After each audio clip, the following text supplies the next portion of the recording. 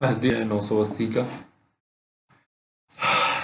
आज का trading style थोड़ा बढ़िया था और मेन प्रॉब्लम यहाँ पे हमें इंडिया विक्स दे रही थी, क्योंकि ये मार्केट डाउनसाइड जा रहा था और विक्स भी घटते जा रहा था, जबकि इसको बढ़ना चाहिए था क्योंकि विक्स काफ़ी लो हो चुका था।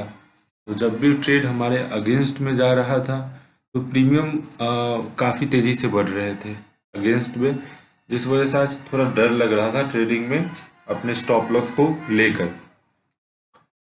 सबसे पहले मेरा ट्रेड ये था जिसमें मैंने 577 का प्रॉफिट किया था। इसका देखते हैं मैंने ट्रेड कहाँ पे लिया था। इस ट्रेड को मैंने एग्जीक्यूट करीबन जब ये कैंडल ब्रेक हुआ, मैं यहाँ पे वेट किया, एक और कैंडल बना। सबसे पहले देखते हैं यहाँ पे अर्ली टाइम था, यहाँ पे इस कैंडल ने 0.382 को फिबोनाची का ब्रेक करता है। यहाँ पे मैं वॉल्यूम भी देखता हूँ, वॉल्यूम भी काफ़ी अच्छा था, लेकिन बस प्रॉब्लम मेरे साथ ये थी कि ये सुबह का ट्रेड था और मैं सुबह जल्दी में ट्रेड करता नहीं हूँ। फिर मैं इस कैंडल का वेट किया, फिर ये जब वापस अगेंस्ट में जाने लगा, फिर भी मैं तब तक मैंने ट्रेड को इनिशिएट नहीं किया था। लेकिन जब ये कैंडल जब नीचे आया तो मैंने कहीं पे यहाँ पे अपना ट्रेड को एग्जीक्यूट किया था। और बस क्योंकि यहाँ पे मेरे पास एक स्टॉप लॉस था, मैं ट्रेड को यहाँ पे एग्जीक्यूट नहीं कर सकता था, क्योंकि तब मुझे स्टॉप लॉस करीबन इसके आसपास लगाना चाह पड़ता। और मैं अगर 50% पे भी लगाता तो ये मेरा स्टॉप लॉस हिट हो जाता, जिस वजह से मैंने ट्रेड को पहले इस कैंडल के ब्रेकआउट के साथ एग्जीक्यूट इसी वजह से नहीं किया था, क्योंकि मेरा स्टॉप लॉस बड़ा था। जब मुझे यहाँ पे एक प्रॉपर स्टॉप लॉस मिला तब मैंने इसको एग्जीक्यूट किया। और मेन सबसे अच्छी बात थी कि जब ये मेरे मुझे प्रॉफिट दिया, फिर भी मैंने बुक नहीं किया। ये मेरे अगेंस्ट में भी कैंडल गया, फिर भी मैंने बुक नहीं किया। अगला कैंडल ये बनता है, फिर उसके बाद मैं कहीं इसके आसपास बुक कर लेता हूँ। यहाँ पे 1:1 का ट्रेड बन रहा था और विक्स काफ़ी मतलब अगेंस्ट में जा रहा था, विक्स गिर ही रहा था, जबकि विक्स को बढ़ना चाहिए था मार्केट के डाउनफॉल में। और मेरा कहीं न कहीं डाउट था कि ये मार्केट एक रेंज में फंस सकता है, जिस वजह से मुझे जो लगा इसके आसपास मैंने बुक कर दिया। अदरवाइज मेरा टारगेट तो इसके आसपास था, मैं इतना होल्ड नहीं कर सक पाया, क्योंकि सुबह में मैं प्रॉफिट में दिख रहा था और मैं रुकना नहीं चाहता था विक्स की वजह से। पहला ट्रेड तो ये था। फिर मेरा दूसरा ट्रेड, मैंने 3 ट्रेड ले लिए थे। एक और मैंने ट्रेड एग्जीक्यूट कर दिया था 12:30 के आसपास, जो भी निफ्टी में ही था, जब ये ब्रेक डाउन दिया था और मैंने कहीं इसके आसपास एंट्री ले ली थी। लेकिन मुझे एक डाउट सा था कि ये कैंडल ब्रेक डाउन किया, इसमें भी काफ़ी अच्छा वॉल्यूम था। नहीं नहीं, इसमें काफ़ी अच्छा वॉल्यूम होना चाहिए था, लेकिन यहाँ पे वॉल्यूम एक कैंडल के साइज से मैटर नहीं, कैंडल्स की साइज से मैच नहीं कर रहा था, जिसकी वजह से मुझे थोड़ा सा डाउट था। मैंने यहाँ पे एंट्री की थी और थोड़े से मुझे 60 पॉइंट के आसपास मुझे जब प्रॉफिट हुआ तो मैं इस ट्रेड से निकल गया था, क्योंकि मैंने एंट्री जल्दी में गलत जगह ले लिया था। क्योंकि अगर मैं यहाँ पे एंट्री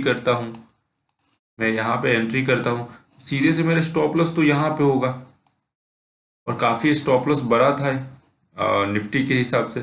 डेट्स में मैंने यहाँ पे अपनी थोड़े से क्वांटिटी के साथ एग्जिट कर दी।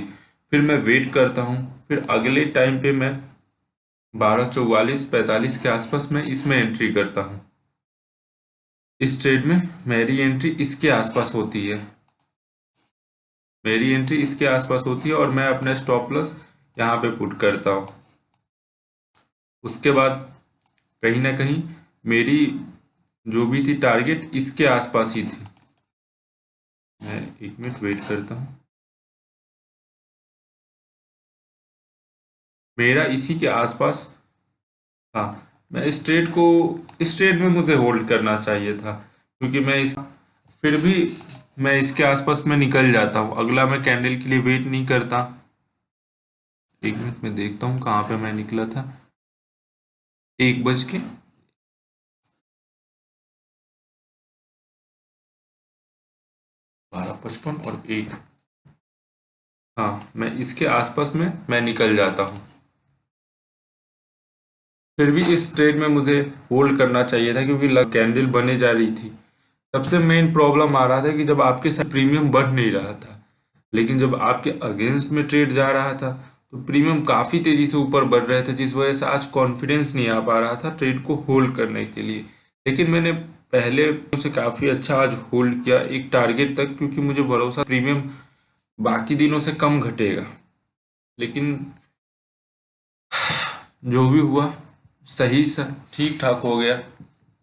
और सेम ट्रेड मैंने बैंक निफ्टी में भी देखा था। मेनली मुझे शॉर्ट तो निफ्टी में ही करना था। बैंक निफ्टी में ये इस ट्रेंड लाइन को काफ़ी दिनों से फॉलो कर रहा था, पिछले मंडे से ही फॉलो वो कर रहा था, एक वीक से इस ट्रेड लाइन को। और यहाँ पे वो ब्रेक डाउन भी करता है, यहाँ पे वो 5 मिनट का कैंडल के साथ ब्रेक डाउन करता है, लेकिन यहाँ पे वॉल्यूम कैंडल में आती नहीं, जिस वजह से मैं यहाँ पे कॉन्फिडेंट नहीं था। फिर अगेन वो यहाँ पे ब्रेक डाउन करता है और यहाँ पे मुझे ट्रेड लेना चाहिए था बैंक निफ्टी में, लेकिन मैं तब तक निफ्टी के ट्रेड में अंदर था, जिस वजह से मैं यहाँ पे नहीं लिया। और वैसे भी यहाँ पे थोड़ा स्टॉप लॉस बड़ा बढ़ रहा था। अगर मैं यहाँ पे ट्रेड लेता इसके हिसाब से तो मैं कम से कम इसके आसपास तो स्टॉप लॉस पॉइंट करता ना 65 पॉइंट, उसके अगेंस्ट में मुझे ये टारगेट चाहिए होता। लेकिन सही है, आज मैंने ट्रेड अच्छा किया। और मेन पॉइंट है कि ओवर ट्रेडिंग ना करूं, और सबसे इम्पोर्टेंट है अपने टारगेट तक रुकूं, क्योंकि कम से कम अपने टारगेट के 80% तो मैं कैप्चर करूं, क्योंकि उस हिसाब से अगर मैं नहीं करूंगा तो रिस्क रिवॉर्ड अच्छा बनेगा नहीं।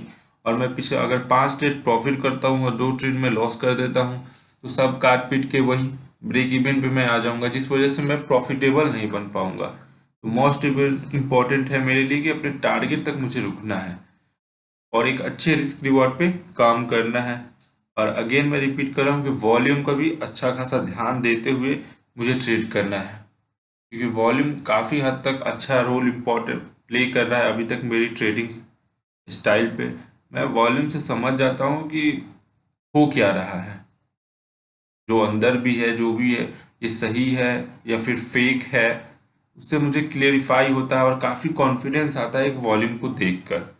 वॉल्यूम और कैंडल का मैं मिक्स अच्छा से कर ले रहा हूँ, जो मेरी ट्रेडिंग स्टाइल में एक पैटर्न को मैंने अभी तक फॉलो किया है। बस आज के लिए इतना ही, आगे देखते हैं।